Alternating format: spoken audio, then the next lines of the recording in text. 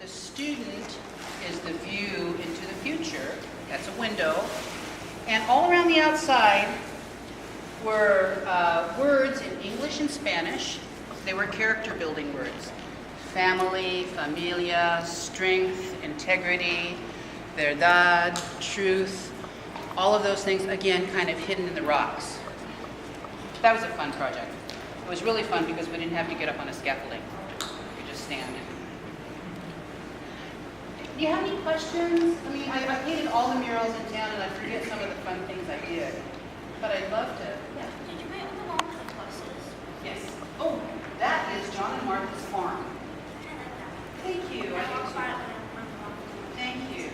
Again, that one, the idea, the tree at the side and the leaves around had to be a border. Because, again, we kind of wanted a little view into the agriculture area of Sheridan. So, Martha is actually the aunt of the lady that owned the drugstore at the time. And we don't know who John was. We just figured we better marry her to somebody. And the dog that's that's jumping up, that was Jump. Her name was Jump. And she was Bob Engel's dog. She was always at the site with us. She'd wag her tail and say hi to everybody while we were painting it. Well, Jump passed away. She got to be really old. So we put her in the mural. And on that one, there's a red-winged blackbird. He's kind of scolding the horses. The horses, that's a good story about that. My friend Bob is a cowboy. I'm not a cowgirl.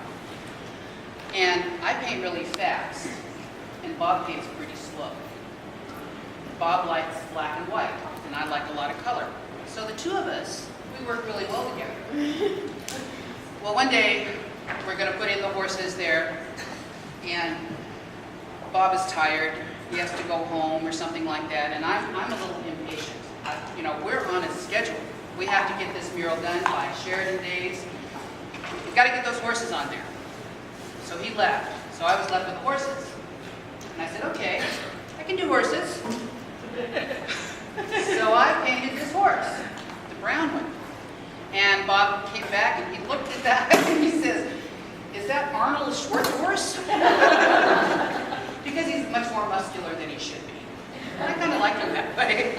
But we've always called him Arnold Schwarzenegger. Because he was, he's on there, right? That's what happens when you leave the mural site. How long does it take to make like how long does it take to make a horse? Good question. When I first started work with art, and even now, by the way, I have a studio up on Rock Creek. You guys are welcome to come up any time. I'll usually do a watercolor, and the more planning I do on a small piece of paper, the less work I have to do later. So, but to answer your question, it took about 6 to 8 weeks to paint that mural because we have to watch the weather report every day. Right. If it was just a little bit misty, you could paint. But there's a lot of layers on it. So we had to, and plus I worked a full-time job too. Yes. How much does that cost to make the horse? Good question.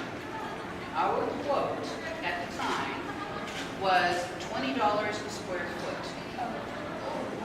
And then we donated 50% to the project. So, Like the supplies. supplies, the equipment rental, we paid Bob an hour to work there because that was his job. I had another job. We both have to pay our electric bill. So, but we, in all cases, we donated sometimes as much as 75% back. Because, here's the idea. Art has a value. It is an intrinsic value. You love it. But it's just like your dentist or your doctor or the guy that makes your car. When people do work for you, there is an exchange of income. That's why I'm a professional artist. Not the easiest thing in the world to be, but definitely possible. Definitely possible. Do you have questions? Yeah. Have any of your murals ever gotten paint lives or anything? Yes. Yes. And here's the thing. There is a few spots that I've touched up over the years, and they're fresher paint than what's on there, so I know where it is. I'm not going to tell you where it is.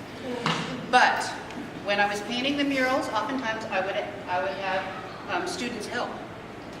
And because the people that most likely might be interested in tagging something were probably helping me work on the mural, then they had a little more ownership in it, and they were more interested in it. And you know, very luckily, we haven't had a lot of issues that way.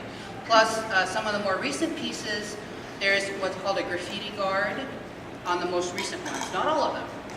And a graffiti guard is, again, it's kind of a varnish.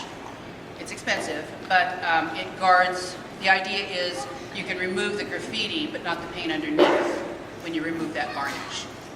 But I found that in all the murals I've ever done over the last 20 years, if I involve young people, I never have a problem.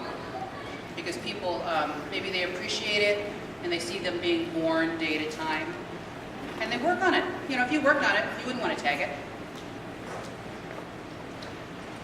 Any other questions? Or there's a couple murals that don't exist anymore. You know about the Amity one, and there was a really cool one.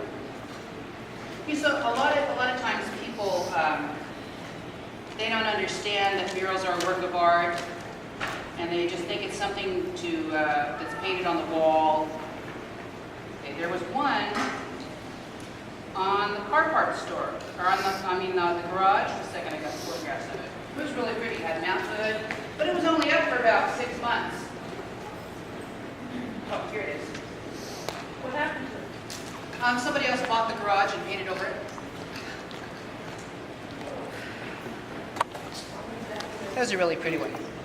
But we have photographs. And you know, here's the thing about an artwork. It's in my fingers. It's in my mind. See, that one was only up for about 3 years. It was, the building is vacant now. It's a garage behind that building. Yeah, it's above. So you saw it. Right. From the car wash spot. But it was Mount Hood and 3 old cars on it.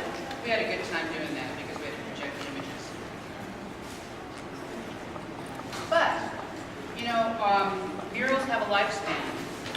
And sometimes they can be freshened up because I know a lot more about paint than I did then. And paint has really developed better. So one of the first things I